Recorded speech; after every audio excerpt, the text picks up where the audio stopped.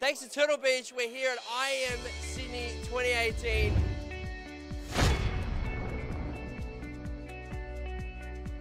Hey guys, my name's James Williams, otherwise known as Cripsy, and we're at IEM Sydney 2018. My name's Joshua Potter. My name's Thomas Julian, aka Julz from the Tainted Rocket League team. We've got a few questions, we're going to fire them off now. Let's go. Top 3 tips to becoming an esports pro. It's all about practicing and putting in time. Practice, mentality, or positive mentality, and sometimes a little bit of luck, I think.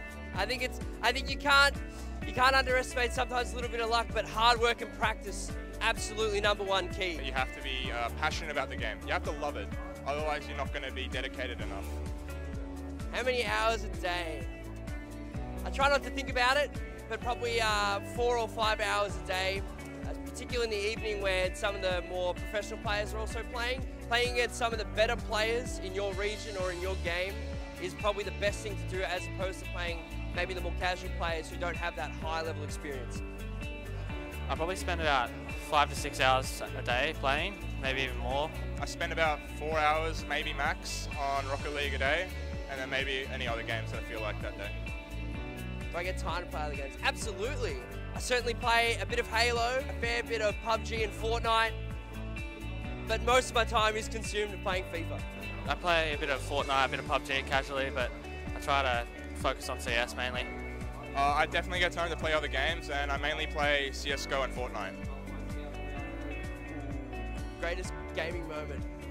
I mean, playing Halo 3 back in the day with the boys was pretty impressive back in the peak, but I would have to say winning grand final in ACL, I think it was 2011 or 2012, with 10 men in FIFA, so a difficult challenge, and got the win, and I was super pumped about that. One of my favourite moments. Probably last year at IEM when I was playing for the Chiefs. Beating North, obviously, it was crazy. My greatest moment of esports so far would definitely be making RLCS LAN, where we came back 3-1 down against Darksided. That was really exhilarating to come back, because it was a lot of pressure on us to perform at that moment, and we were really clutch and won it. What's it like playing in front of the cameras and the lights? I would say that there's a little bit of added pressure.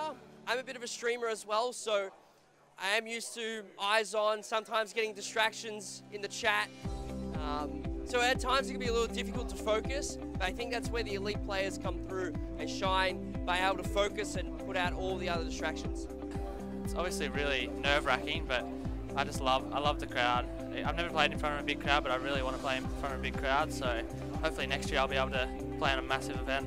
I used to get really scared when I was in front of 20 people on Twitch. Now it's like thousands of people watching, and I couldn't really deal with it at first, but after a while I've definitely gotten better and made sure I've become more consistent in pressure during pressure. Oh, top 3 games of all time, wow, okay. Not in any order, I can't pick an order, it's unreal. FIFA 2002 on the PlayStation 2. We have, I would say, Halo 3 for its competitive level.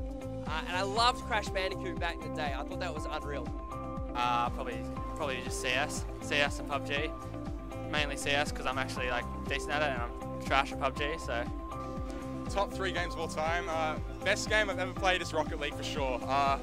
Second to that, probably CSGO. That game is amazing to watch, especially as an esport. And third game, Fortnite, because of the Battle Royale mode. Keeping cool under pressure, that's difficult. I think sometimes taking deep breaths, appreciating the moment, even if it doesn't go your way, you need to either release the frustration, or in the positive moments, release that, get back and focus on the task at hand, which is winning the big ones. It's all about breathing techniques, I think, and just trying to maintain focus. At times it gets really hard when you're under a lot of pressure, but you just got to stay in the game at all times. Keeping cool under pressure, I definitely take lots of deep breaths and try to deter what I'm thinking. I also like to imagine better scenarios, like say I'm on a beach relaxing. That's quite a good scenario to think of, and yeah, that's how I do it with pressure.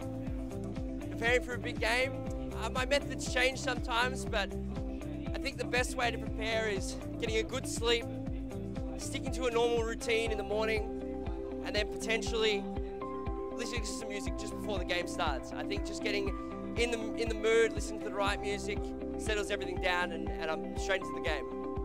Obviously a lot of counter stratting, and main focus is just playing your own game and not getting too into the counter stratting and focusing on yourself mainly. Top 3 in-game tips for playing FIFA. All right, if you're defending, don't pull out one of your back 4 defenders. Try and defend with one of your defensive midfielders or midfielders. Take your chances. A lot of players create a lot of chances outside the area. Try and look for one extra pass inside. Look for the shot, low driven, near post, anything like that. Beat the keeper.